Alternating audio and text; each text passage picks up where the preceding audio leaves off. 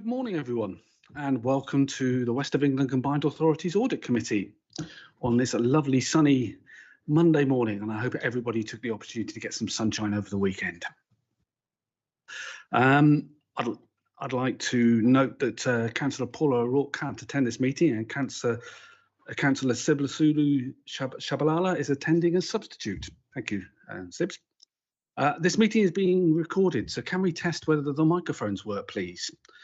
Can members introduce themselves? I'll start. Councillor David Wilcox in the fine city and county of Bristol. Councillor Toby Simon, Vice Chair, Bath and North East Somerset. Councillor David Addison, South Gloucestershire.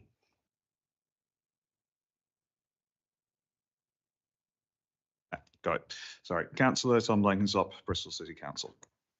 Councillor Shabalala, Bristol City Council. Councillor Adrian Rush, South Gloucestershire. Councillor Jonathan Hucker, Bristol City Council. Councillor Tim Rippington, Bristol City Council. Councillor Ben Burton, South Gloucestershire Council. Mark Hatcliffe, Independent Member. Councillor John Leach from Baines. Jennifer Whitten, Independent Member. Councillor Stephen Williams, Bristol City Council. Christine Fraser, Independent Member. Dina Duncott from GT. Grant Thornton, sorry. Good morning, committee. Peter Barber from Grant Thornton. I'm your appointed auditor. Tarek Rahman, Internal Audit. Donald Thorpe, Interim Head of Finance.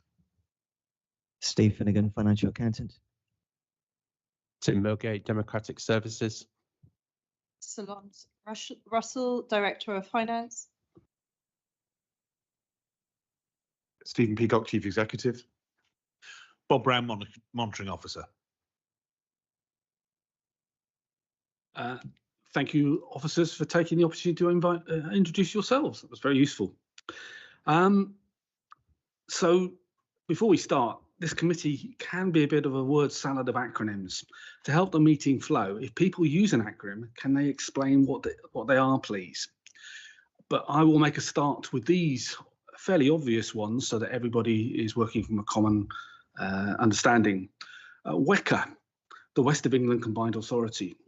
MCA, the Mayoral Combined Authority, can be used synonymously with WECA. A unitary authority, Bristol, Baines, which is Bath and North East Somerset, and South Gloss. MHCLG, the Ministry of Housing, Communities and also Local Government. And CRSTS, which is the City Regional Sustainable Transport Settlement. I think we'll be using these acronyms liberally all through the meeting, so we don't need to explain what they are. I'd like to move on to item 2, which is declarations of interest. Does anybody have any declarations of interest that they would like to make? Excellent, so we'll move on. The minutes of the previous meeting. To consider and approve the minutes from the meetings of the West of England Combined Authority Audit Committee held on the 16th of December 2024. Do members have any comments they would like to raise, please?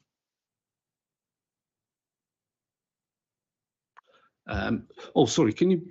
Just one, it's Mark. Just one, regarding point 10, which talks about the counter fraud and corruption audit, and it talks about whether that's being progressed or not. Could we have an update, or will the details be sent out as action later? Chair, if I may, this is for the accuracy of the minutes. If there are issues that you wish to bring up at a future meeting, there's a matter for discussion at the end of the business to bring forward future business. Thank you for that. Could I ask that everybody align their signs so that I can actually read them? So I can read out your name, please. I have been to Specsavers recently, so I might be able to pick out the ones at the back. Is anybody prepared to move the minutes, please? Councillor Simon, anybody seconding? Councillor Addison, thank you very much. And now we'll move on to public forum. There were no questions received in advance of the meeting, but one statement received. This statement has been published and circulated, and the following person has indicated he wishes to address the meeting on the topic of his statement. The time limit is 3 minutes. Welcome, Dave Redgewell. Thank you. So David Redgewell, member of the Bus Advisory Panel for the West End Combined Authority and North Somerset Council. So what I want to talk about is the Bus Service Improvement Plan, which is £105 million of taxpayers' money and a further £14 million of taxpayers' money from the Department for Transport grant this year, 25-26, with another £4.5 million from going through North Somerset, which is it's a joint arrangement. So whilst it's moving in the right direction, Stephen, there are still things we need to do. And this is coming from the panel members last night. There are a number of issues. There is a submission to central government by the 30th of March, which at the moment, by this authority for its plan for the money next year, that plan has not been around panel members as yet, and not through a bus service advisory panel. Now, whether there's delegated officers or not, the DFT says that has to go via those panels. That's the rules. They should have gone via a bus forum, but we haven't had one. North Somerset has.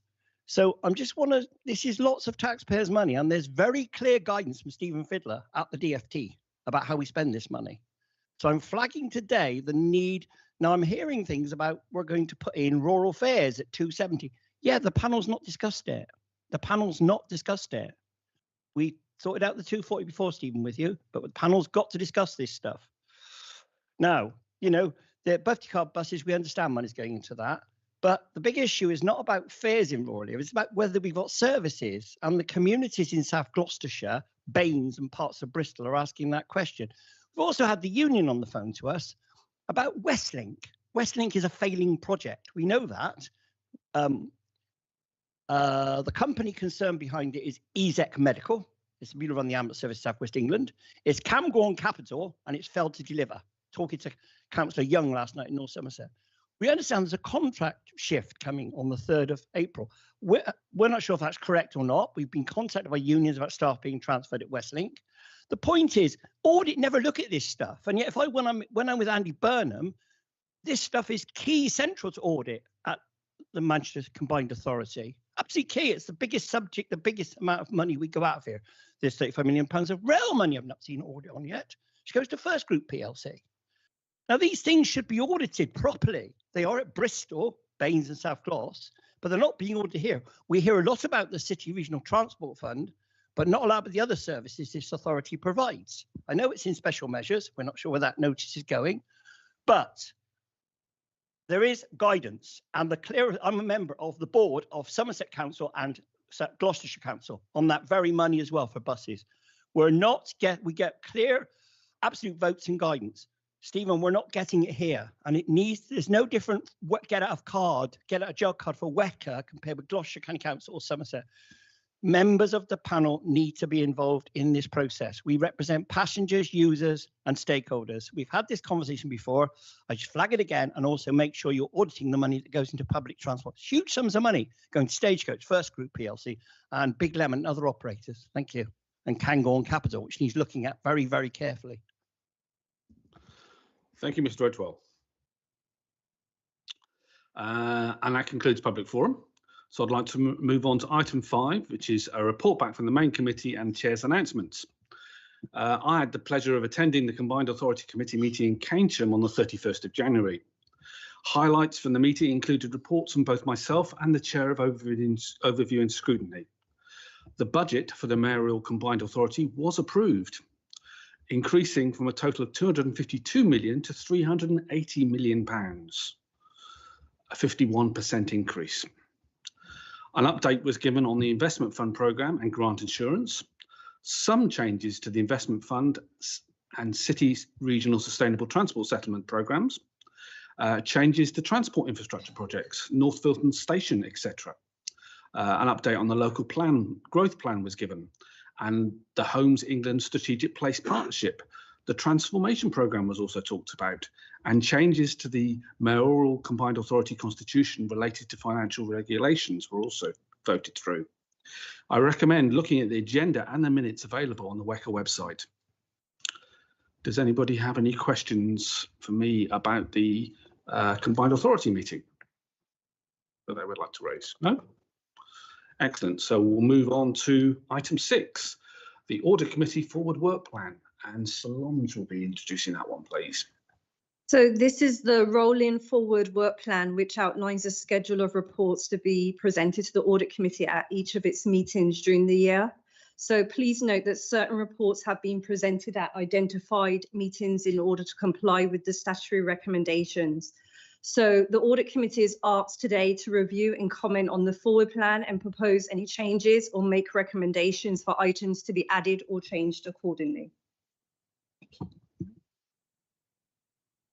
Any questions? So I have a couple of questions. So the work plan for the summer meeting looks to be quite busy in terms of at least a dozen items. That might mean we have a very long meeting, which means we probably wouldn't do due diligence on those items. Would people be willing to accept another meeting to cover some of those items so that they can be split up? Can we have a show of hands instead of nodding heads just to make sure that people are acceptance of that? Thank you very much. So can we schedule another meeting, please, Solange? We can look into setting up another meeting. Thank you very much. And a question on one of the items, which is approval of assurances for management and TCWG. Stat, please. So yes, that's an acronym, isn't it? Yeah. Those charged with governance. Right. So that is the Audit Committee and management. Okay. So that's us. So each year, this report comes to Audit Committee. It's a report that comes from Grant Thornton, where they ask us a number of risk questions, and we have to answer them, and then the committee has to endorse them. Thank you. Councillor Simon. Thank you, Chair. The external audit plan that we'll be looking at that meeting, is that the plan for completing the audit for 24-25, or the forward plan for 25-26, or both? Through you, Chair, if I may. So the external audit plan that will come to hopefully the next meeting of this committee, and if that's earlier than planned, we will have the plan ready at the end of April, and that will be the plan for 24-25, recognising external audit is a retrospective exercise. So it will set out in some detail how we discharge our responsibilities, both in terms of the accounts for 24-25 and the VFM work as well. Mr. Simon? Yes. On that basis, I think we may need to think about the format and how we work an additional meeting, because clearly we'd need a meeting sometime either during the PERDAR period before the election or the interregnum after the election of the mayor before the AGM. And I'm not, when we discussed this informally, it wasn't clear that we can have meetings in either of those periods. It may be that we, as long as we avoid politically difficult things, we can meet in the PERDAR period. But I think it would be helpful to hear from Bob about when we can and when we can't meet. That may inform when we schedule the meeting. My advice: we don't have any meetings in the PERDA period or the period before elections, and I think in terms of avoiding any politically divisive issues, then if you put a meeting in, then you will cause some difficulties in that regard. So ensuring that there is nothing that is controversial or may cause some issues may be difficult to avoid. So my advice would be to avoid that particular period for a meeting in that regard with the election ongoing. In terms of the post event, then in the absence of having as we haven't had an AGM and the committee hasn't been formally appointed, my advice would be to wait for the mayor, your appointments for the actual committee, so that whatever meeting that you've got takes into account the constitution of that particular committee, the new mayor and is able to give advice to that new committee rather than being one that sits prior to the AGM and a committee and with political responsibility not quite set in the appropriate way. The difficulty, if I may, of that is that the audit will have begun during the period when we're having difficulties meeting. My understanding is that you can have business as usual meetings during PERDA, providing for instance, the planning committee meets for unitary authorities during its PERDA period, because otherwise you can't make statutory timescales. So my inclination would be to seek to have a meeting. I mean, granted, PERDA must start mid-March, doesn't it? 25th. Either we've got to try to meet again this month, which is probably too soon, and Peter says he hasn't got a plan by then, or we have to meet towards the end of the PERDA period in late April. And I think I would say that it's more important that we continue business as usual in order to have an effective scrutiny of the audit plan. I think we will bear mind those particular aspects of timing to schedule the next meeting. And can we not use the term PERDA, please? It's has racist and imperialistic connotations. I much prefer to use the term pre-election period, please.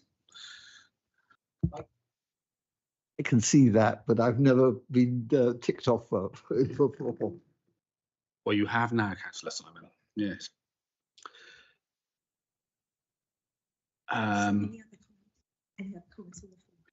Yeah. Any other comments on the forward plan, Councillor Shabashala? Thanks.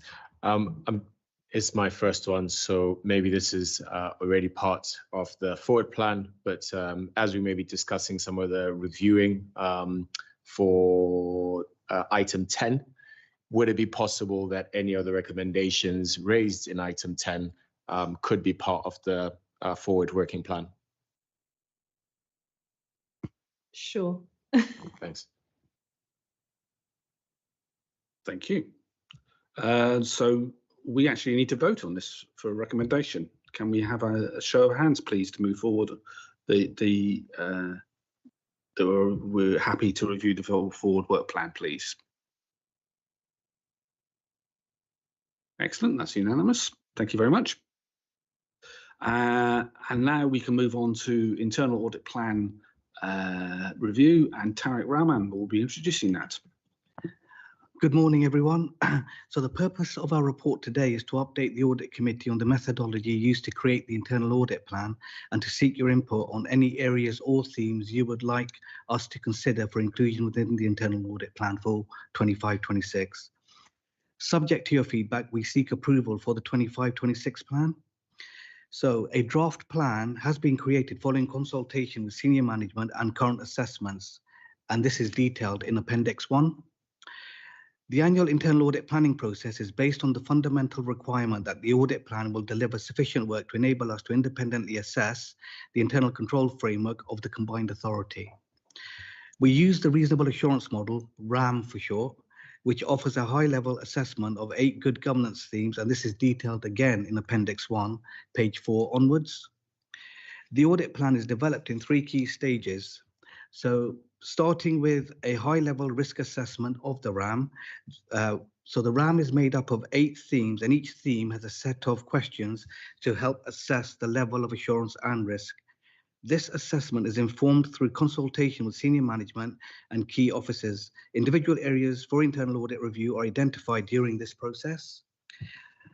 So the second stage is a detailed risk assessment of auditable areas. So the risk assessment of individual areas for audit reviews considers materiality, risk, and audit history. This results in a list of audit activities which are prioritized based on a scored risk. So finally, we do the consultation and approval. So following consultation with statutory officers, directors, heads of service, and other key officers, a list of potential areas for review for 25-26 has been compiled, has detailed in the report and appendices. So I'll just talk through maybe a couple of the items listed. So starting with the transport levy governance. So the transport levy is a financial mechanism used by local authorities in the UK to fund public transport services and infrastructure to improve bus and rail services, enhancing cycling and walking infrastructure, and to support sustainable transport initiatives. The transport levy aims to reduce congestion, lower carbon emissions, and promote more efficiency and accessibility for public transport options for the community. So the next one I'll just quickly go through is number 3, which is the Bus Service Improvement Plan West Local Community Transport Governance. So I'm sure most of you are aware that the BISP aims to enhance local bus services by making them more accessible, reliable, and environmentally friendly. Under this plan, West Local is a community-led initiative designed to address unique transport needs. It supports the creation of not-for-profit public transport services tailored by local communities, providing vital connections to key locations such as workplaces, shopping centres, and other public transport options. And then I'll just go through item 6 as well. This is the Metro West 1 project management delivery piece of work. So Metro West Phase 1 is a project aimed at transforming rail services in the West of England region, particularly around Bristol. This is part of the broader effort to decarbonise transport and boost the local economy by offering more sustainable travel options. So the Audit Committee is asked to note that the plan must remain flexible to enable us to respond to changes in risk and issues throughout the year. We will report back to the committee throughout 25-26 to provide updates on performance and any changes to the approved internal audit plan. The draft audit plan has been provided for your consideration, and we now invite any comments or suggestions and seek your approval. Thank you. Thank you, Tarek. Does anybody have any questions? Councillor Leach. Thank you. Yes, with respect to the BSIP audit, given David Redwell's comments earlier on, will you be looking at the coordination with the bus panel that he mentioned? It's something we can consider when we start scoping the piece of work. So yeah, we can definitely consider it.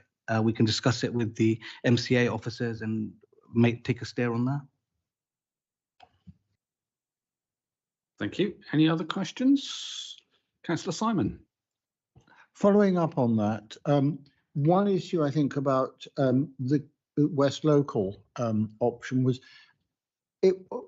although one particular parish or town council may initiate a West Local option, the route will go through other areas, and I'd be grateful if the auditors can look at how well it's coordinated between the interests of the various local councils that are involved.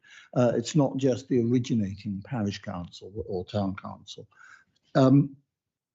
So that's first point. The second is about the resource allocation for internal audit, which we've informally discussed. I think it'd be useful in devising next year's plan, which will need budgetary authority, if we could have a report as part of developing next year's budget on whether the allocation of internal audit resources is sufficient, both in relation to the overall spend of the authority and benchmarked against other mayoral combined authorities, and looking at the organisation of internal audit. So that's a sort of a piece of work for the finance team rather than the audit team, I think, over the coming 6 months or so. Thank you. That's a good suggestion. Thank you for that, Councillor Simon. Any more questions for Tarek? Oh, Councillor Rippington, and then Councillor Shalabala. Thanks, Chair. Yeah, apologies if I missed this when you were giving your report, but item 3 Is that specifically looking at West Local Community Transport, or is it looking at the entirety of the BSIP programme? We only have limited resource, so we won't be able to look at the entirety of the BSIP programme. It is focused in on the BISP West Local Community Transport Governance. So have we looked at the way we've spent the BSIP and the current bus grant previously, or is this the only part of it that we've actually looked at within internal audit?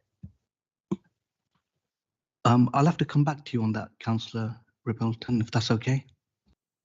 Yeah, thanks. I just think it would be something that we should be looking at, given, as we've heard public statements, the amount of money that has gone through that programme. I think we shouldn't just be focusing on one part of it. Stephen Peacock wants to come in on this. I think the point's well made about needing to have a place to properly scrutinise BSIP, and I think that is scrutiny's job, and therefore it will, I'm sure, be coming to that other group on, in the next municipal year. So obviously, as we've heard, there's a limit to the number of days of Tarek and his colleagues' time we can spend, and I suspect we could probably use a lot of them on the whole of BSIP. But as I say, to assure you that BSIP is very much being thought of as something for next year's scrutiny. Thank you for that. Councillor Burton. Thank you, Chair. Recently at South Gloucestershire Council, when we were receiving audit reports, it quickly becomes apparent there's lots of data-rich activities which obviously lend themselves to analysis using artificial intelligence to take up some of the hard work, if you like. And obviously just looking at the resource allocated to this in terms of ensuring that we're using officers' time in the best possible way. Has any analysis or any considerations been given to how artificial intelligence could be used to supplement and to support the audit process work? Yes, absolutely. We are considering artificial intelligence in our work, but artificial intelligence currently is still in its infancy. But having said that, if you look at the audit plan, we've got core pieces of work in grey, where we do data analytical pieces of work. But going forward, you're absolutely right, Councillor Burton. We need to consider AI to better use resources. Thank you. Any more? Councillor Shabalala. Yeah, I think Councillor Tim had asked part of that question, and Stephen had gratefully answered the question also about the days. I guess I'd like to see that gap in terms of if the number of days that you have enables you to only have a focus on these areas, which are the areas that are missing? And if we focus on the areas that are not currently part of the themed of the focus areas, how many days would all of those require in order to have a full scope of audit across the different deliverables of WECA? So our starting point is normally the risk register, which is a very good starting point because that's where you'd identify like the high risk areas that might impact the environment of the combined authority, and then like work downwards from that. I think it's quite an open-ended question in the sense that you could throw thousands of days out audit, but you need to kind of like just focus in on like the high risk areas, and we generally tend to use the risk registers, the strategic documents that are available to like inform our decisions in terms of the areas that we do pick. Thank you. Any more questions? Sorry, I can't see your sign. Jennifer, thank you. Way back in the back today. One question I had, so you have the 8 themes that the audits have been aligned to. I noticed that procurement wasn't referenced specifically against any of the audits.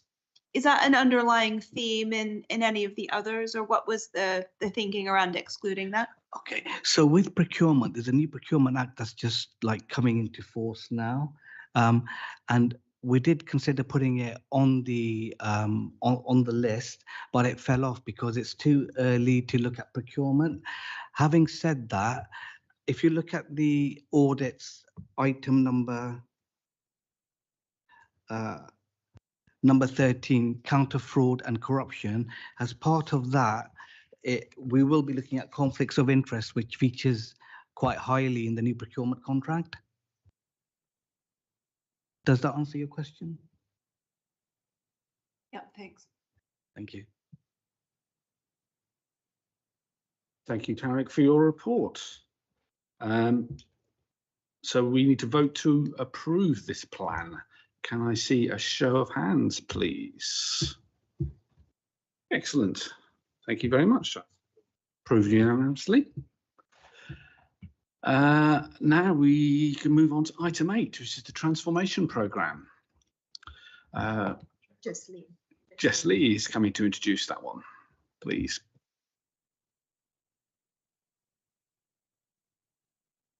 Councillor Williams.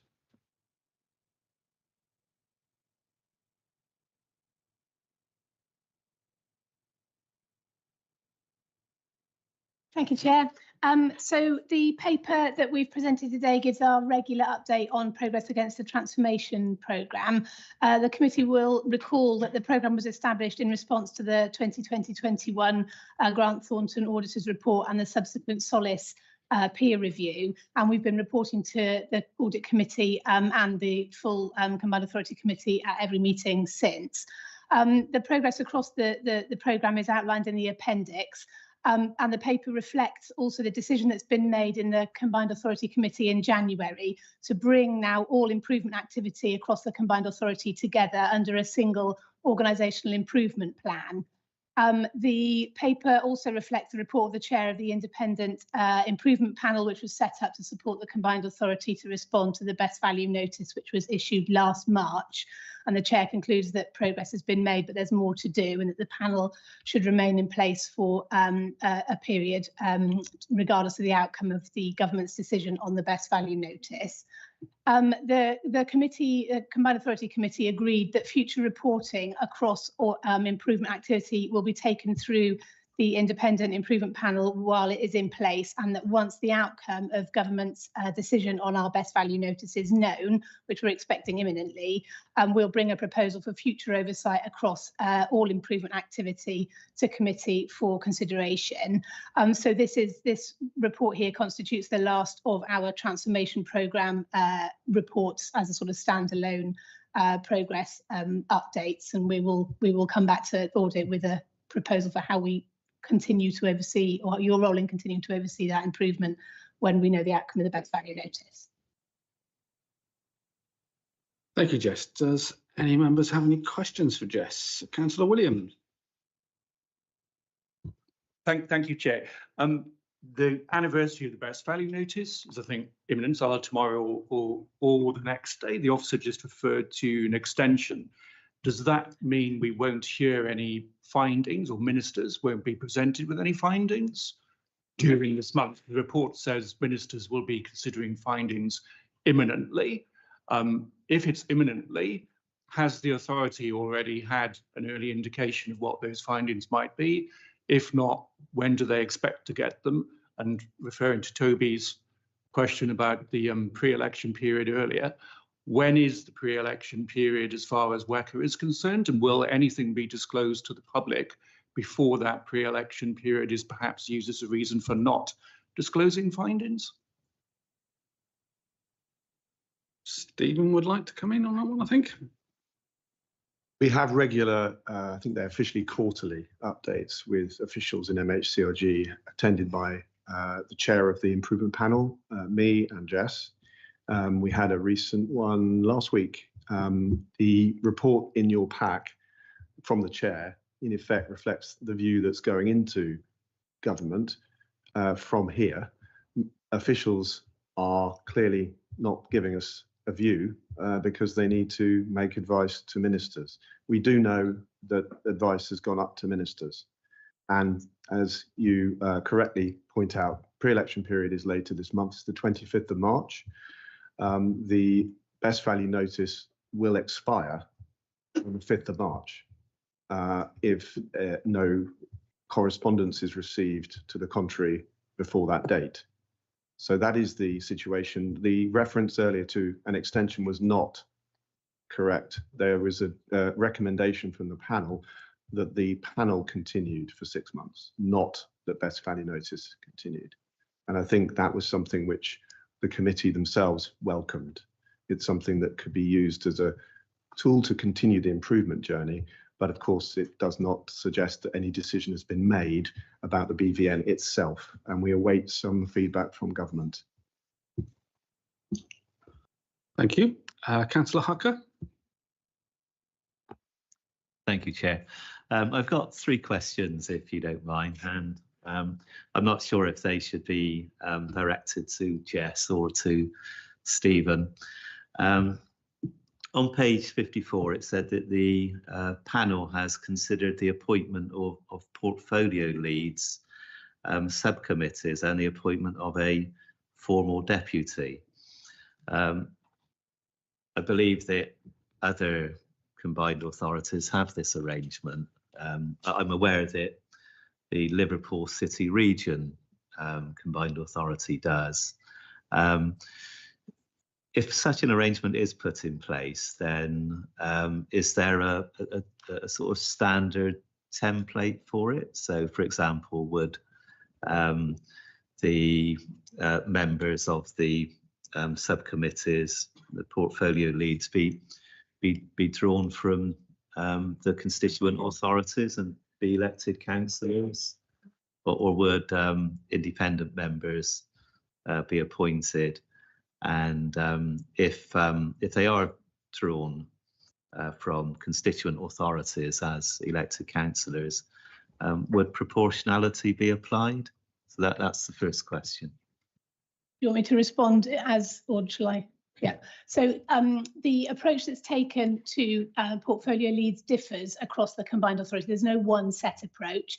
The best value panel, which includes all our the leaders of all the authorities as well as the mayor, considered the options that are available and have come to the conclusion that there is work to be done here to define what the right model for us is, but that we need to come back to that once post-election, once we have a new mayor in place, because obviously this is a long-term, would be a long-term sort of change to the way that we operate.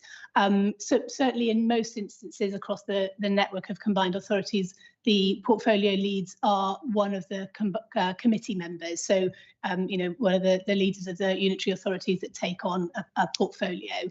That's a model that we can consider. There are obviously implications in terms of capacity there, given that we've only got 3 members from our unitary authorities, the size of our combined authority. But these are all questions that we will need to come back to post-election. Okay, thank you, Jess. Second question is really, I was just curious to know how the members of the panel were appointed, or who appointed them. So I note that the Metro Mayor nominated Steve Rotherham as a member, and I'm surprised that the Metro Mayor was able to nominate a member. But how were the others selected? So the panel was nominated from all our partners. Everybody put in suggestions, all of the unitary authorities, and obviously the mayor put in some suggestions. Government approved the membership of the panel, and yeah, that's where we got to. The Local Government Association have been involved in the political members of the panel as well. Thank you. And final question is that I note that on page 54 it says that the panel acknowledged the efforts of the combined authority under the new chief executive to create a more collaborative working environment, which is really good news. I know that one of the candidates for the position of Metro Mayor said that the mayor had decided not to go ahead with bus lanes on the Keynsham bypass, and that had been prompted by comments made by one of the candidates. And I wonder, I would have thought that such a decision should have been taken by the main committee. But I wondered if that's how decision making is supposed to work within the combined authority.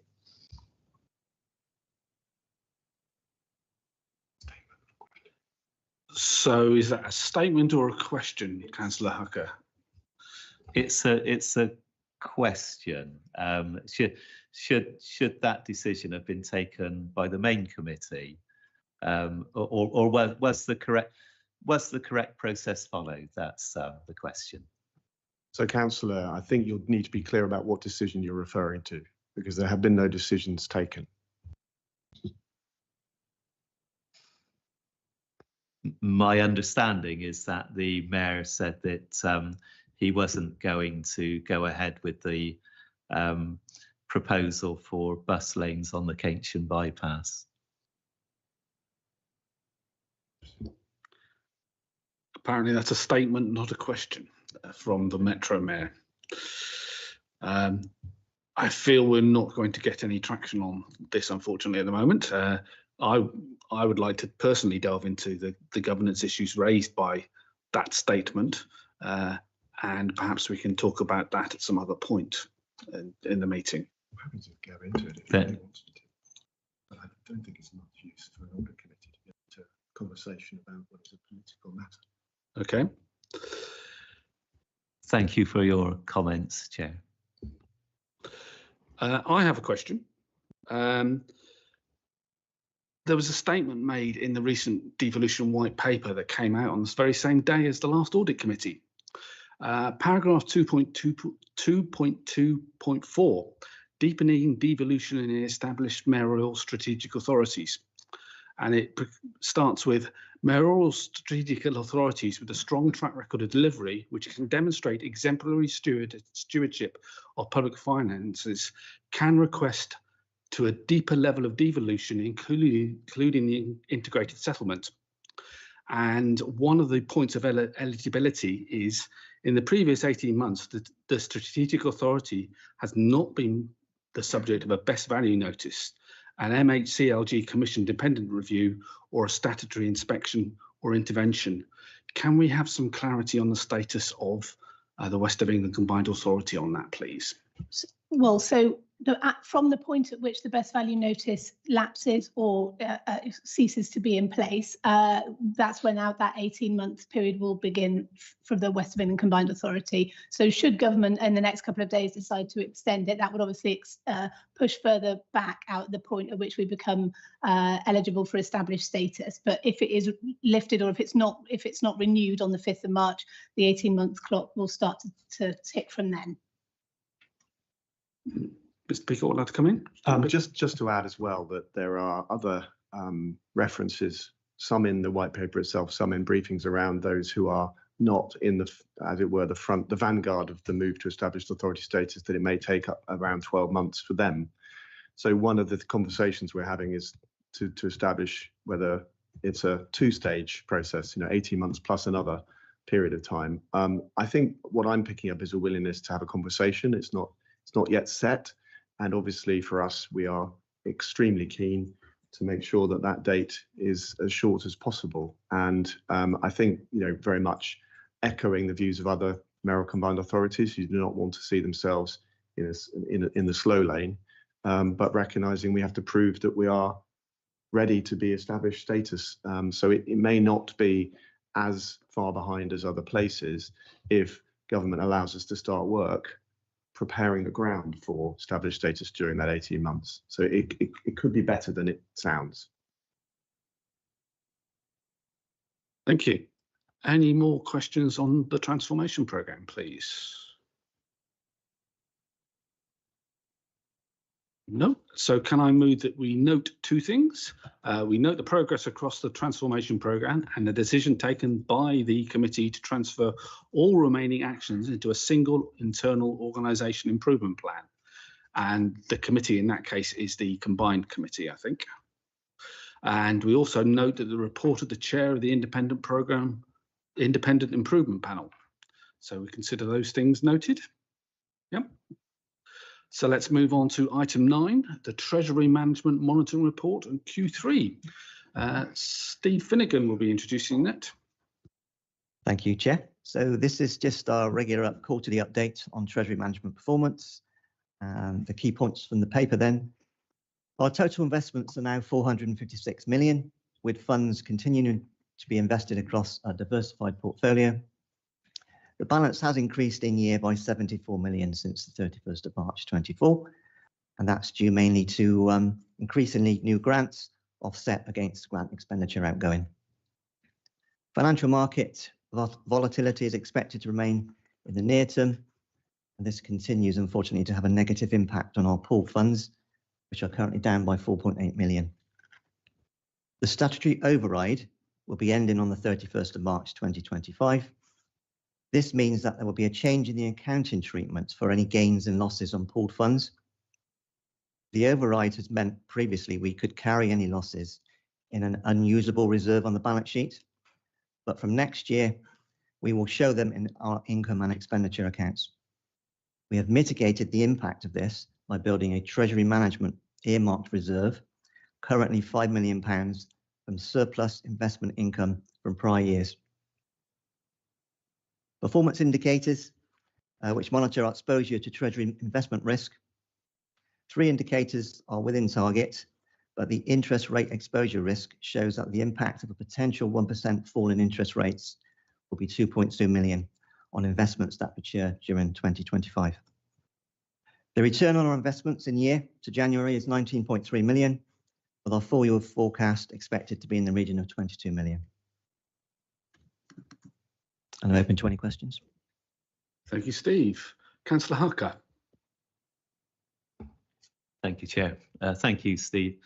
I've got 2 questions. There's been quite a considerable increase in the amount of cash that the combined authority has on deposit, so it's up to 456 million. I just wondered if you could explain the process of drawing the funds down from central government, because this is obviously a lot of cash to have on deposit. I can see that counterparty risk is being mitigated by placing most of it with local authorities, and the combined authority does invest in counterparties which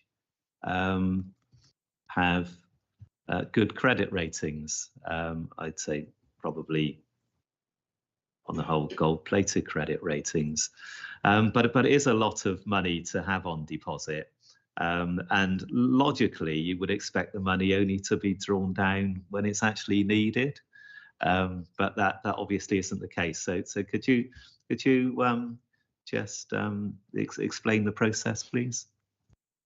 Yeah, sure, Councillor. Most of our funding comes in the early part of the financial year, so April, May, June. That's when we get the majority of the funding for the year, apart from the CRSTS funding, which comes in quarterly, about 25 million per quarter. So we have very detailed cash flow reporting throughout the year on a daily basis, so we understand when our current deposits are maturing, where we need to invest them, where the peaks may be in terms of expenditure we need throughout the year. So we plot that through the next 18 months to see where we can maximize our investments and the length of time we can invest those funds.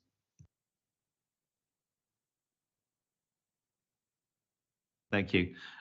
Yeah, I think my question was more around the and I having read the Treasury management strategy previously, I think that the approach to investing surplus funds,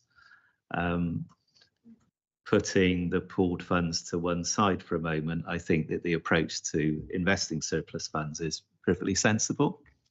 But that it appears to me that the combined authority is being funded by central government before it, well, in advance of when the funds are being spent. So that does expose the combined authority to some counterparty risk. And I appreciate that the combined authority is taking appropriate measures to mitigate that. So I was just interested in understanding a bit more about the process of drawing the funds from central government and really what why it is that central government fund the combined authority in advance of when the expenditure is required to be made. I'm not sure I can answer why we receive those funds in advance. Sure why they send, yes, and the majority of our funds do come in advance, which is why we have a large amount on Treasury as it stands, and a substantial amount of this is CRSTS awaiting delivery and spend to go out through the door. But yeah, that's all I can say on the matter, really. Okay, fine. Yeah, thank you. I'd also like to ask a question about the pooled funds as well. As you know, I've expressed reservations in the past about investing in those pooled funds because the capital value isn't guaranteed, and the combined authority has suffered a loss on those. Having said that, I see that the returns appear to be good. So, you know, as with most investments, it's, you know, you have a balance between risk and reward. I personally fear that the combined authority shouldn't be investing in any sort of instruments which could be subject to capital loss. But as is the strategy with regard to these pooled funds to hold them until the loss on the capital value, and it's quite significant, you know, it's £5 million loss, I think, is significant. Is the strategy to hold these investments until the loss, the capital loss, is recovered, and then exit them and place the funds into risk-free investments, or would the combined authority to continue to hold these investments, bearing in mind that any gain or loss in the future would need to go through the income and expenditure account rather than reserves? Yes, we always went into these pooled funds with the knowledge that the capital could go up and down. We were in them for the long term. It's always going to be in the region of 3 to 5 years. Pre-COVID, the reason we invested in these funds because the base rate was incredibly low, and the returns we were receiving on these funds would be 3 or 4% higher. We believe we managed the risk of working closely with Arlene Close. We have in fact discussed an exit plan with them recently. The reason we will be keeping these funds in the near term anyway is because of the capital values. Yes, thank you. That I think your response is sensible response, and it was what I was expecting to hear. Thank you. Mr. Hartley? Steve, it's a well spread portfolio, that, so it's obviously that helps the safety of it overall. But just the one aspect, and it's only a small aspect, but social housing. There have been some social housing trusts, and also I think companies that have been in difficulty over recent months and couple of years. Are we well protected on that? And just a word of warning, I guess, in terms of any future investments in that respect. Yes, we currently have an investment with Fundamentum, and they are a lot smaller than some of the other social housing companies that have had problems. Yeah. We are aware. We've had a couple of meetings with the fund managers there in 2024, and we work again closely with our Treasury advisors. We're led by them really in their advice.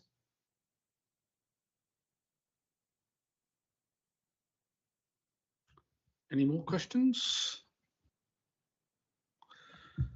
Thank you very much. So we need to note the recommendations of the Treasury Management Reporting Report to the 31st of January 2025, prepared in accordance with the SIP Treasurer Code and Practice and Treasury Management Indicators. Are we prepared to note that? Yes. Thank you very much.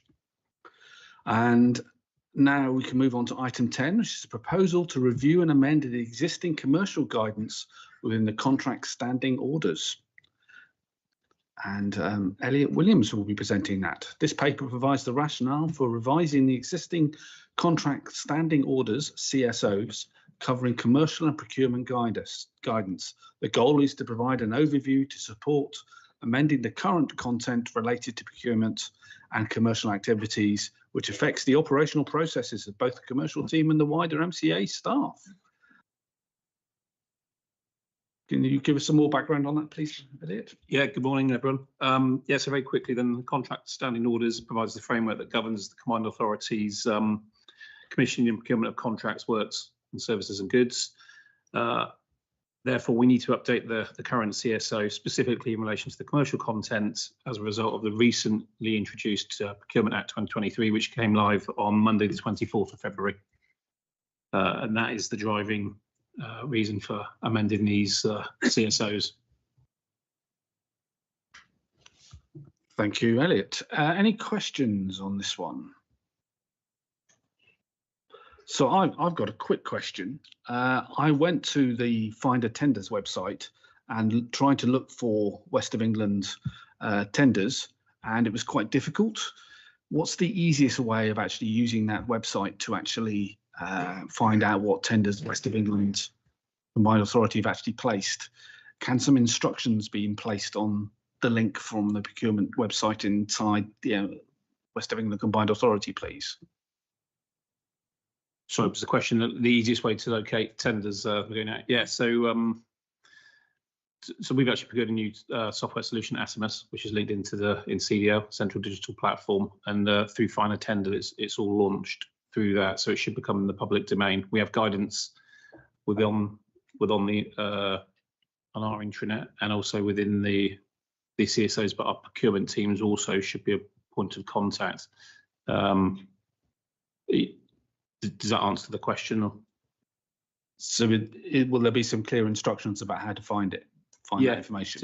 Definitely. I'll take this offline that you raised that, and I'll make sure that they are clear, but they're clearly stated during every time we launch an ITT and go to market. Thank you very much. Councillor Simon, you've got a question.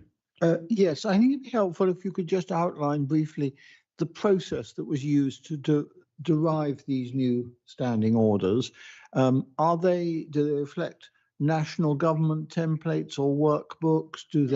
Were they provided by external consultants in any way, or was it an in-house effort? So how did you start from the existing standing orders and move to these ones? So in terms of governance of approval of the amendments we've made to the existing standard orders, there was a series of forms that we've been through, both internally and these external forms. In terms of the origin of the original CSO template and standard orders template, then I'd probably have to take that away and come back and respond to that, unless Bob, you know the origin. Councillor Simon, thank you. So financial regulations, contract standing orders, and the constitution all came about using templates from the constituent authorities when they were originally put together. So that's the basis for them. So they follow standard formats from local authorities, and then we've amended them to take into account the individual activities of MCAs and the broader remit.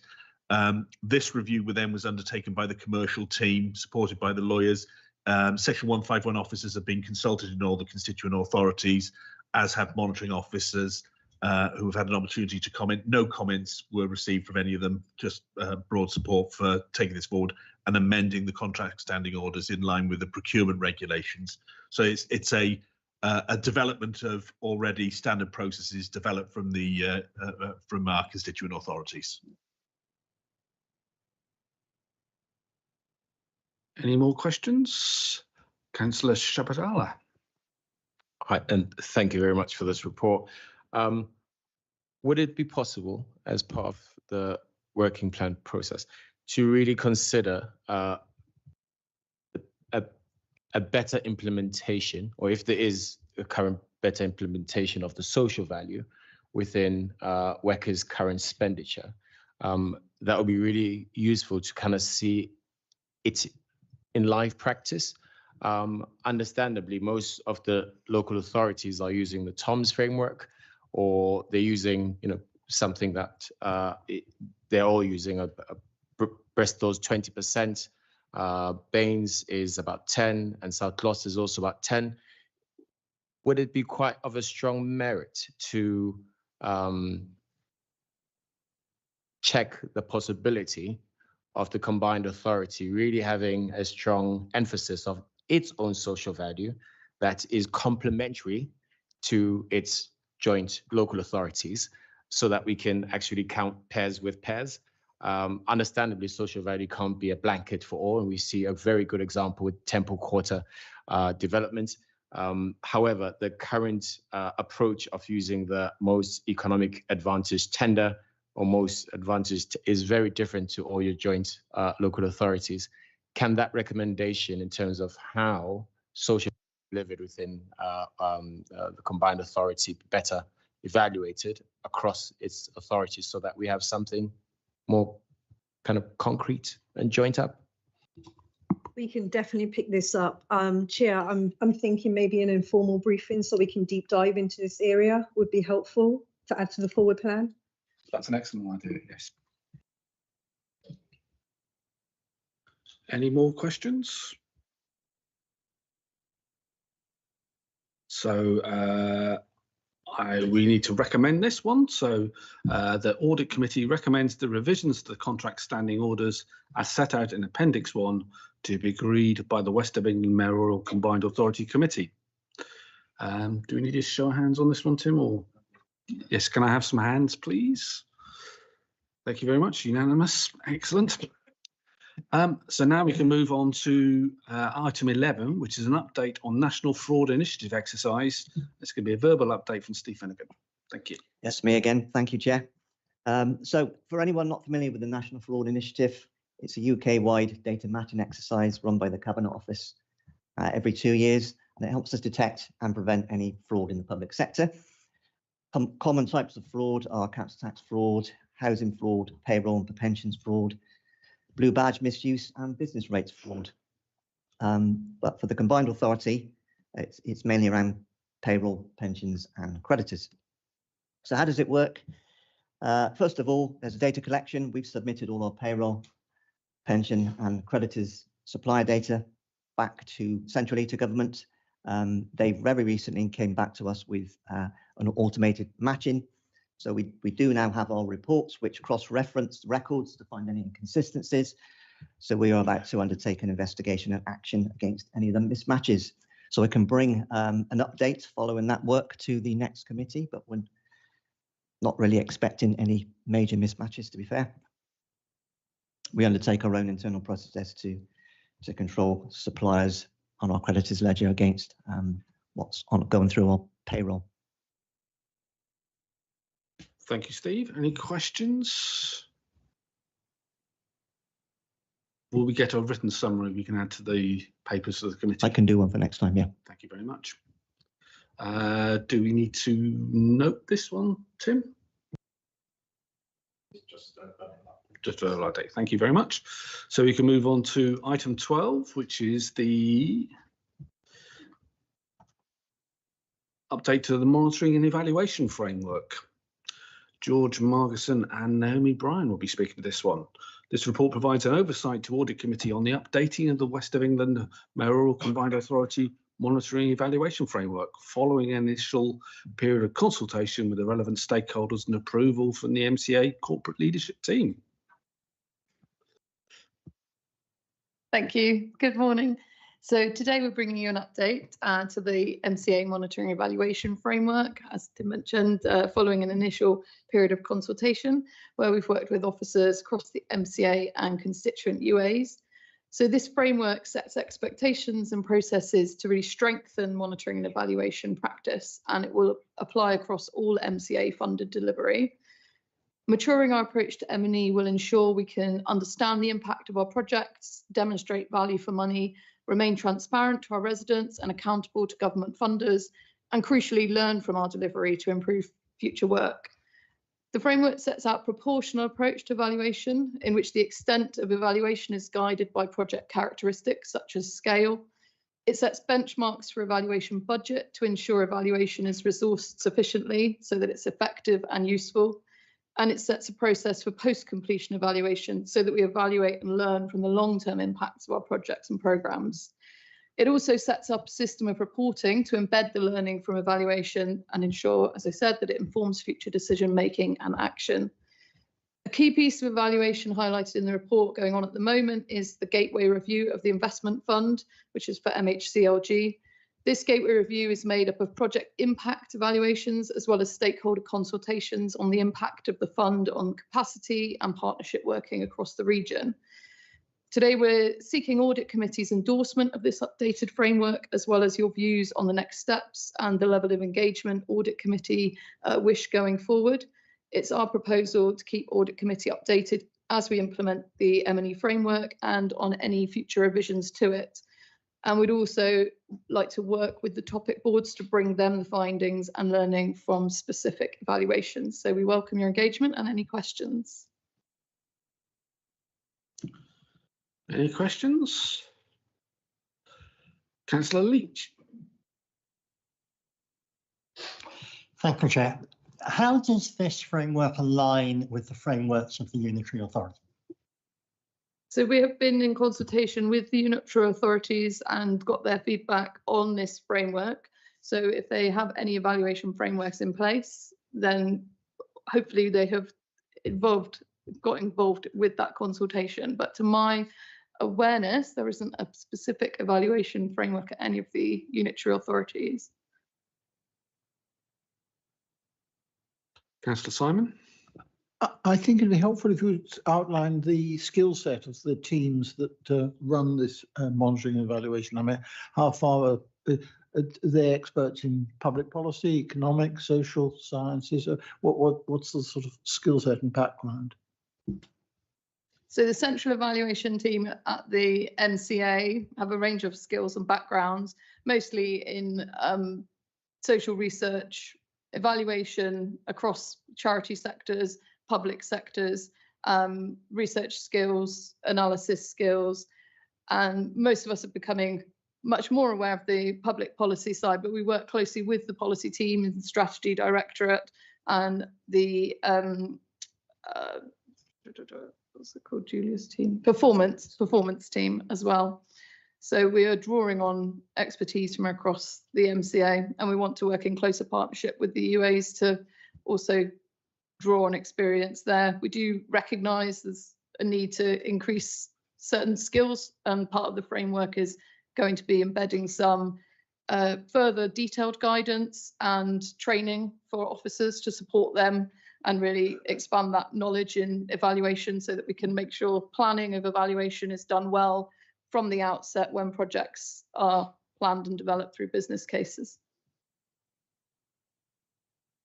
If I can follow that up in relation to the previous question, if the unitary authorities don't have a team like this, perhaps there's a scope for making this more of a joint service or providing a service to the unitaries if we've got if WECA's got the skills needed to provide an evaluation for projects that with which they're not involved.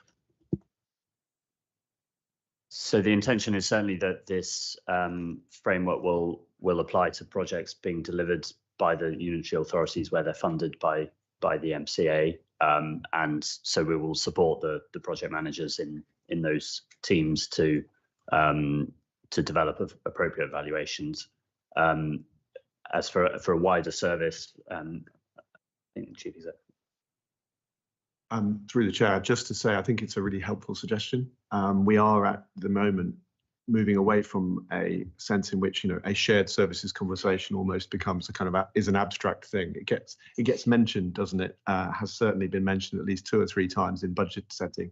Why are we duplicating? Are we doing things together that separately we should be doing together? I don't think we've ever quite moved from making a statement to finding areas where the evidence leads you to say, well, why don't we just work together on this? This could be that example. I think the work we're doing on being more evidence-led around, for example, I'll use the acronym because I always stumble over CRSTS. What it's CRSTS, for example, the CRSTS 1 was very much putting ideas into a pot. CRSTS 2 has to be much more evidence. So we will gravitate collectively as ourselves and the unitary authorities towards that conversation. So I think we'll take that one away, but you know, hopefully the operational kind of need will drive us rather than an abstract idea that it would be a good thing, because that tends to achieve nothing, if I'm honest. And actually, whereas there are 3 or 4 other areas right now where there are good conversations going on between officers about why are we doing this, or are we doing this 4 times where we should do it once. So thank you for the suggestion. We will pick it up with the UA colleagues. Councillor Rippington. Yeah, thanks. I'm just wondering how these evaluations will be fed back into projects that are coming forward afterwards, so that they're used as learning you know, so that the learning from those evaluations can be taken forward in new projects. Thank you for your question. Yeah, so we're very much working with the project managers to ensure that the evaluations are meaningful for them in terms of what they want to learn from it, and that those evaluation findings are then fed back to teams and portfolio leads and directors as well. We are trialling at the moment an evaluation synthesis, which is looking at the evaluations we've done across quite a broad range of topics and drawing together the findings and recommendations from those, and that will go to the CLT committee at the MCA. But we're also exploring with the UA directors of strategy key audiences within the UAs for those similar kind of learnings to go to. So we're on a journey, and we can always learn and improve, but we are definitely, that is at the core of what we want to do, is making sure that that learning gets driven back and used to improve things going forward.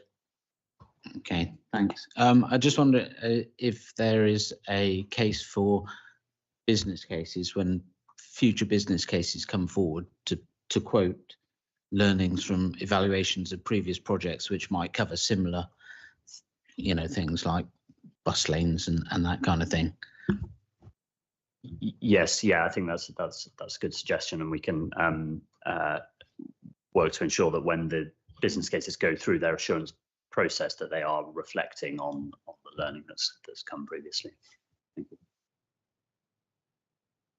Councillor Shabala. Thank you. And Toby, I completely agree with that suggestion. Having looked at the local authorities' social value and tried to find some for WECA, definitely under the MCA social value framework, there's some good themes that relate to all, such as increasing regional economic resilience, tackling climate change, creating good jobs, and reducing health inequalities. I think those are shared interests across all. And although this sits within the social value element of procurement, which most local authorities are struggling to monitor the effective deliverables. I think taking your recommendation as this could be something that we could find greater synergy, and if that suggestion of supporting on measuring some of those deliverables, I think that'd be really welcomed, and the social value could be one of those core starting points amongst other core areas. Thank you. I have a question about one of the recommendations for this report. The Audit Committee provide a steer on the level of engagement that the Audit Committee want to have with the future evaluation outputs. So what would the scope be for that engagement? Would it be extra reports, coming to this meeting, offline briefings? What would it be, please? What we would propose, Chair, is that we bring an update on the implementation of this framework, and also at the point that we're proposing to review it on an annual basis. So at that stage, we can bring with you a summary of the activity that's taken place over the course of the year, and any changes or developments that we've identified for the framework. And we're proposing to work with the boards for each topic area to present the findings and the implications for future strategy development. So again, we can bring a summary of that process and the discussions that have taken place to provide you with assurance, if that sounds suitable. A year is a long time. I just wondered if we could make that 6 months as opposed to a year, just to make sure that everything's coming on track. Is everybody agreed with that? Yeah. Thank you very much. Thanks. We'll take that away. Thank you. Do we have any further recommendations or any other questions for them? Oh, Jennifer. Hi. Just in terms of the feeding back to the committee, sort of, I note that there are different tiers of projects within the framework. So just from a materiality perspective, I think the projects that are in the higher tiers, like 4 and 5, right, are the more material ones. I think it would be helpful to get further information on those, but perhaps, you know, less on the tier 1, you know, the small projects. We can certainly highlight that when we come back. Thank you. So I think we've got a vote on this one, Tim. Yeah. So 2 recommendations: that the Audit Committee endorse the updated MCA monitoring and evaluation framework and the approach it sets out to strengthen M&D practice, accountability and learning across the regional partnership, and that the Audit Committee provides a steer on the level of engagement that the Audit Committee want to have with future evaluation outputs. Does everybody agree? Can we show our hands, please? Thank you very much. So next we move on to the annual risk management framework update and quarterly corporate risk register review. Abby Evans will be presenting that to provide an update on the revisions to the West of England Combined Authority Corporate Risk Network.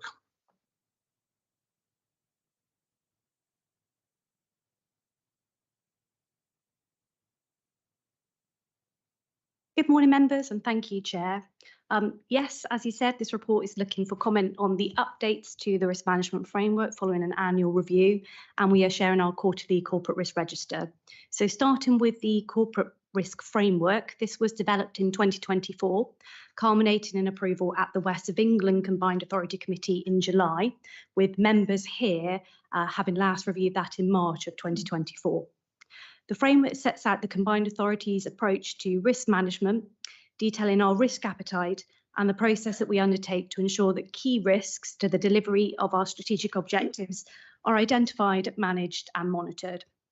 There are some changes since the previous iteration of the framework, and these are detailed in section 12 to 13 and highlighted in Appendix 1. The report notes that the framework is going to be reviewed as part of an organisational improvement plan in 2025, where finance and performance are key areas, and risk will be an important tool to enhance decision-making, compliance and project success. For this reason, there are no significant changes proposed to our risk appetite statements at this point in the calendar.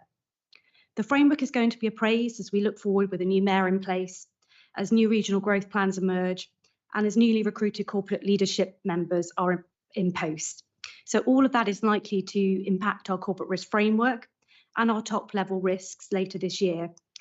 As the MCA grows, diversifies and faces new challenges, a clear and well communicated corporate risk framework and risk appetite statements become even more critical. So we will need to review it regularly. As said, there are some modifications that are proposed within the report to the framework. These include examples within our risk matrix under people. They've been added to better illustrate our tolerance to risk and our current working practices. And there are key diagrams that have been amended to reflect the developments in performance management and the introduction of our regional strategic outcome framework. The link between delivery KPIs and regional outcome indicators, business health and risk has been strengthened, and reporting timescales have been updated to reflect actual practice. There are some amendments to the roles and responsibilities table in section 48 that's been updated to reflect the establishment of the Corporate Risk Review Group, which was established back in May last year, and the revised remit of our internal governance board that periodically review our risk registers. Following the organisational structural changes, section 49 of the report, the Directorate Risk Registers proposes a new list of risk registers and ownership for those service areas. Moving on to the Corporate Risk Register, for expediency this quarter, we've conducted the risk review as business as usual as we transition to the new structure that I just spoke about. With the latest CRR, the Corporate Risk Register, it's in Appendix 2 of the report. There are 10 high scoring risks and no new risks in this quarter. There is one risk, CRR 14, currently rated as significant at the highest risk rating of 25 in relation to delivery of CRSTS. However, the residual risk score of that risk has reduced from 20 to 16 as a result of the accelerator programmes and related mitigations. Picking up on a couple of the other key changes, just very quickly, the risk CRR 10, unable to attract and retain diverse high quality talent. The inherent score of that has increased from 15 to 20. Mitigations are in place to better use workforce data, such as succession planning and career pathways in developing our own talent. There's also work underway to improve the MCA's diversity, equity and inclusion demographics to ensure that we attract and retain a diverse workforce. It's a critical risk at this point in time as we recruit 5 new director level positions and to address this, our talent acquisition manager is collaborating closely with Stephen, our CEO, and we designed and implemented a robust recruitment process to ensure that objectives and requirements are clear to attract the right candidates. Also to note that the description of CR8 has been updated to recognise the significant external barriers which could impact our journey to net zero, and that risk is on the forward plan for a deeper dive at Audit Committee in the summer. That's a synopsis that I wanted to share today, and I'm happy to receive any comments and questions. Thank you, Abby. Any questions, please? Councillor Williams. Thanks, Chair. I was wondering where to crowbar this in. I think this will probably do. It's more of an impending certainty than a risk, but in a month's time, employers' national insurance goes up, and WECA, like the constituent local authorities, commissions a lot of work that isn't protected. So there's going to be inevitably cost pressures. Is there a risk that some of the programs that have been contracted for will have to be reopened because the contractor will say our price is no longer the price we want to charge you? Or is there also a risk of programs that are not yet contracted for will cost more than the grant that we've received from central government? Who would like to take that one on? I can take that. There is an inherent risk that on both of those points that you made. We do have a programme risk reserve where we are on our balance sheet where we can pick up some of these elements, and we've also recently gotten a notification from government that we as a combined authority will get a rebate on our national insurance as well, so to help cover the shortfall. Chair, as I understand it, the rebate is for direct employees of the combined authority, and other than the people in this building. I don't think that will cover anyone who's delivering the transport programs, either via WECA or via the constituents. We have authorities? the program revenue reserve. How much is that reserve? Steve, do you know off your head? Do you know, John? Because of the forecast. That's better. Sorry, apologies for the. I think this financial year we are making more returns on our Treasury investments than we were expecting. So we have been able to put more into the programme risk reserve as a result of that.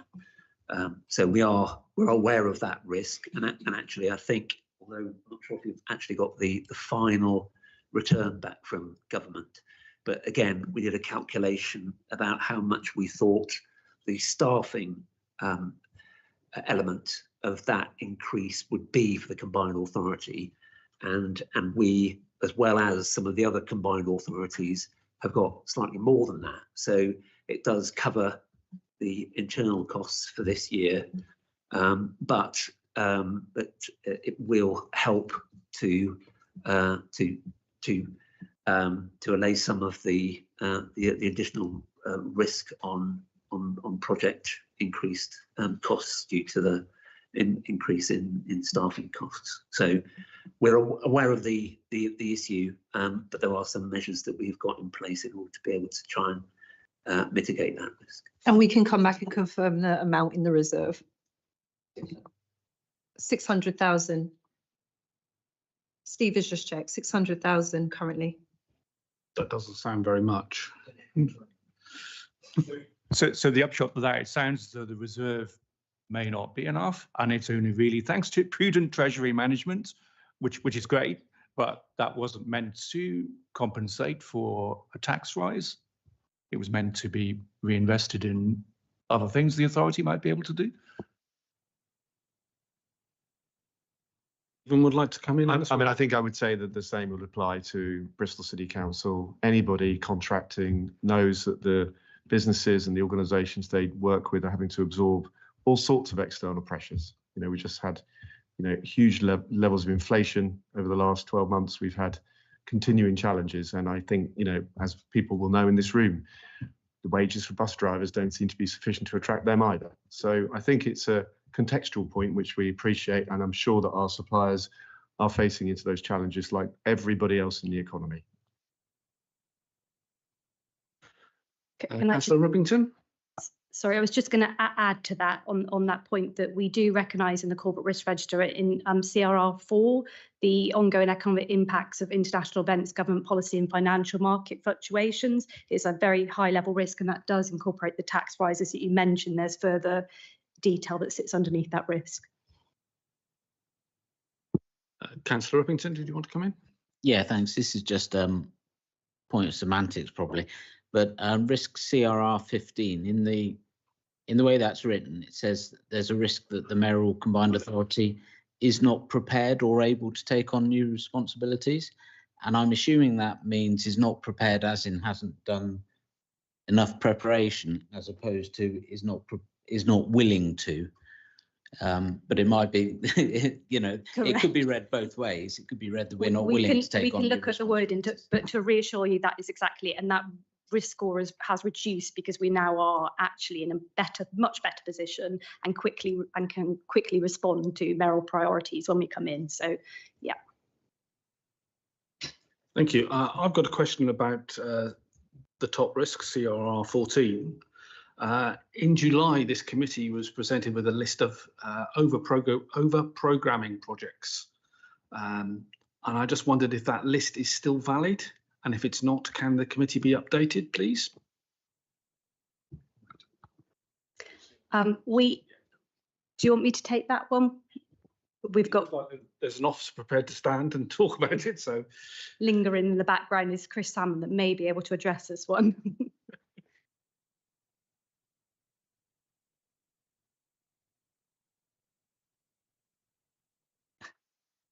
Hello, good morning, councillors. Thanks for your question, Councillor Wilcox. you remember we presented a number of CRSTS updates at Audit Committee over the last few months following the acceleration programme and that list of over-programming. I believe we've shared recently a list of projects which includes the over-programming list. And what we're working with our Democratic Services team to do is arrange an informal session for audit and overview and scrutiny on CRSTS. And so maybe some of these questions will be able to, we can sort of work through in some of that informal setting. But any more than that, I know the list was shared, I believe, recently, which includes the over-programming list. Thank you. I think that offline briefing will be very useful. Do members agree? Thank you very much. So our recommendation is to note and comment on the updated corporate risk framework and corporate risk register. Does everybody agree that we've noted that? Yes. Councillor Shabala? I just wanted to get back to CRR 10. I think that's such a concern, but it's also really good to see the work that's planned to kind of shift level of diversity within the workforce. However, it will be useful to better understand where does that diversity currently sit now in terms of the different tiers within the organization. This provides a blanket response to it, and it would be very useful to actually see where that pipeline of change is actually happening or is not happening, so that we can see clear intentionality on workforce diversification, because it is important to reflect the region, and as a combined authority, if we have that diversity of thought, we can deliver much better services that reflects our society. And I just would like further reassurance that we can have a very clearer awareness of where that skills force in equity actually sits, and then the progressional plan that works within each of those kind of stages. I'm very happy to look into how we can give you more assurance around that particular risk. And as you quite rightly point out, this is something where we've got a long way to go. So I will pick up exactly what the appropriate way to respond to the question is, because obviously the Audit Committee is here looking at a risk register, and it's the quality of the response to that risk that you are talking to, and happy to take that one offline and work out how best to address it. Thank you. A question has just come to me about the offline briefing about CRSTS.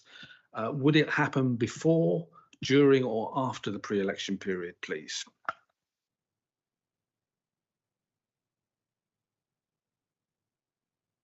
I'm asking Chris because I don't know if it's been scheduled yet. Hello, good morning again. We're just working with our legal and democratic services teams to confirm exactly whether it can be done with during the pre-election period or would need to be after, but we'd want to make sure that it's done at the right time to give enough informal time to be able to talk through the projects. Thank you. I think that context is very important.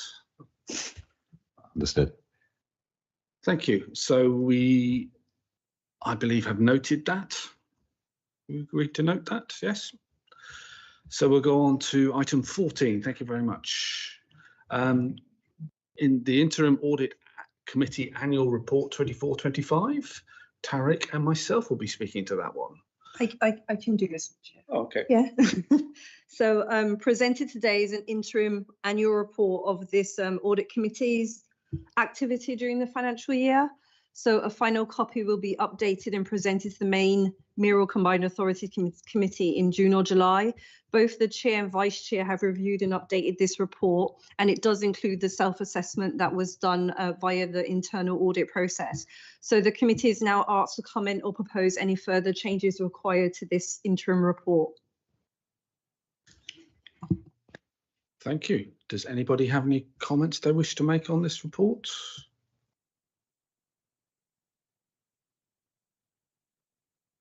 Thank you. So we'll go ahead and do we need to vote on this one, Tim? Recommendation? You comment on, I think you should get the committee to offset for the main committee too. Okay, so can we have a show of hands for an endorsement, please? Thank you very much, everyone. And then almost there, item 15, points to refer to the main committee. The committee is invited to raise issues that they wish the chair to raise on the committee's behalf at the next meeting of the combined authority on the 14th of March 2025. Councillor Bleckensop. Certainly not to put words in fellow councillors' mouths, but I think the CRR10 was our particular response to it was a matter of some concern and should potentially be raised as a potential issue subject to discussions with the Chief Exec and others.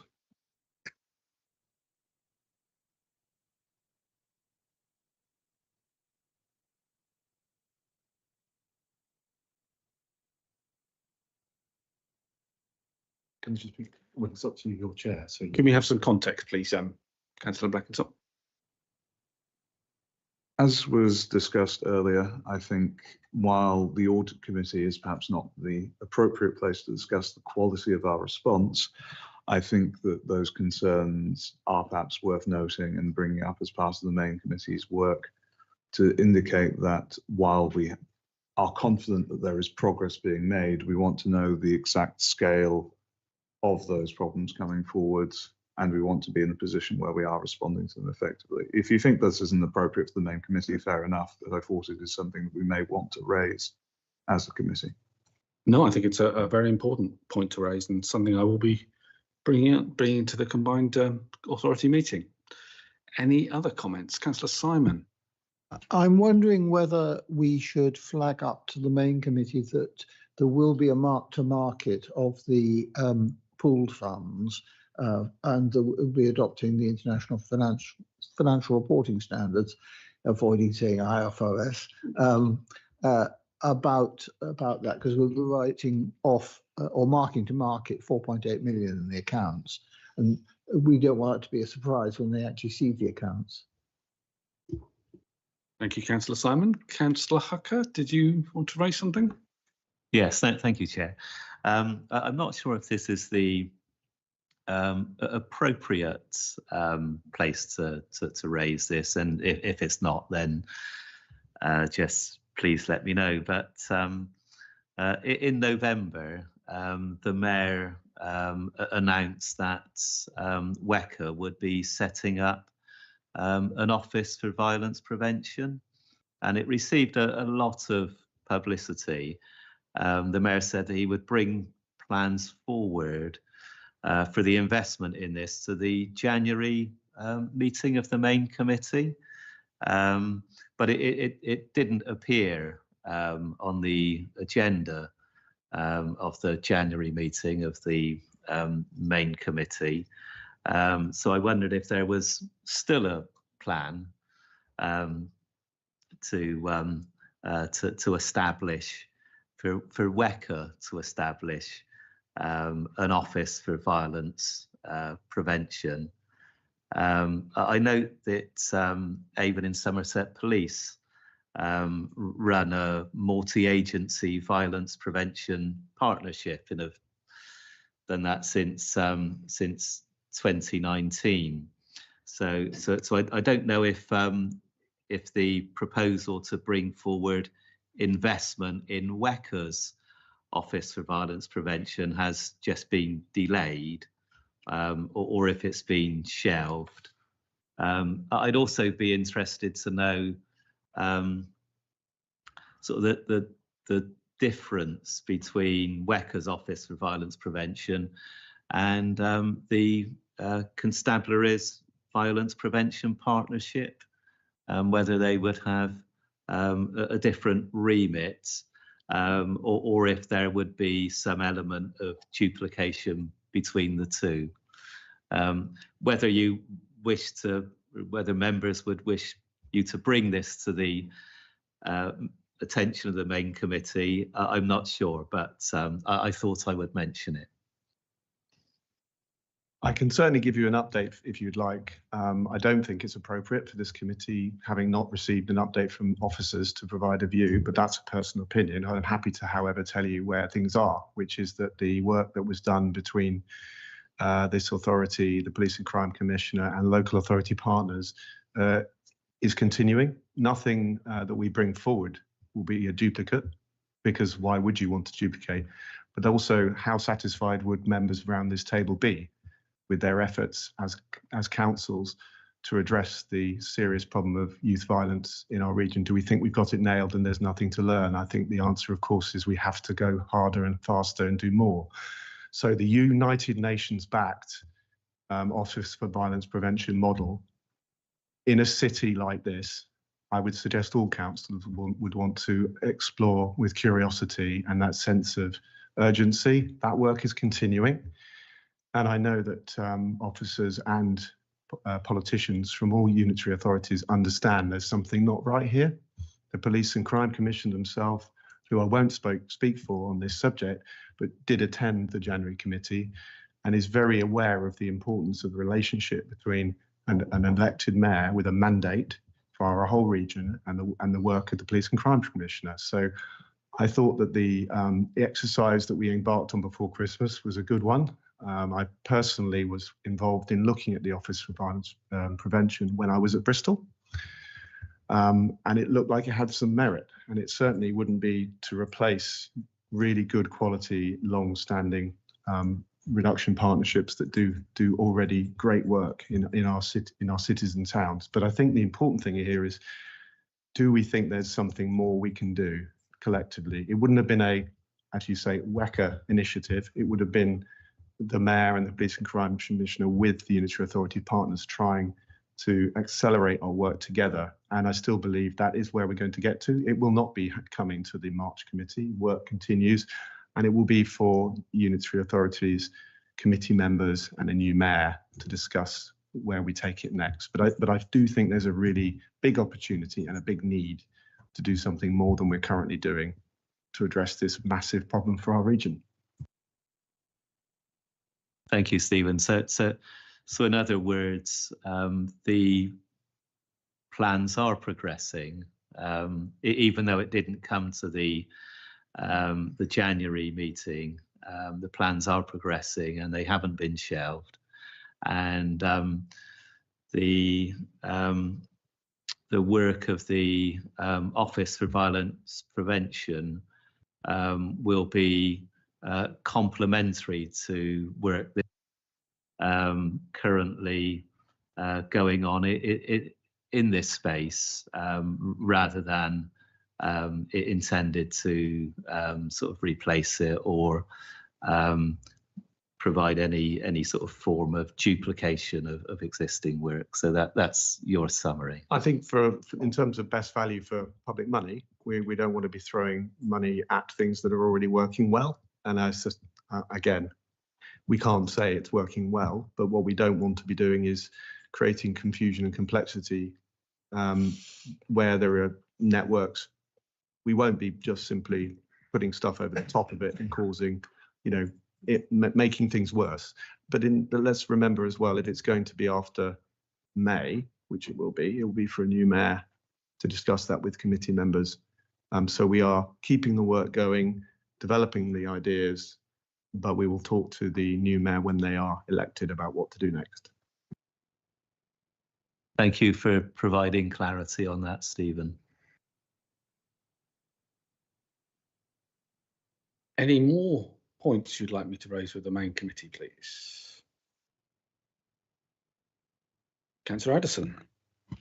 Yeah, I did take David Redwell's comments on board about correct following of processes when making decisions. And I'm very much aware this is probably a topic more for overview and scrutiny than audit, but I think we've got an overview and scrutiny meeting scheduled for next Monday, so I would probably bring it up at that.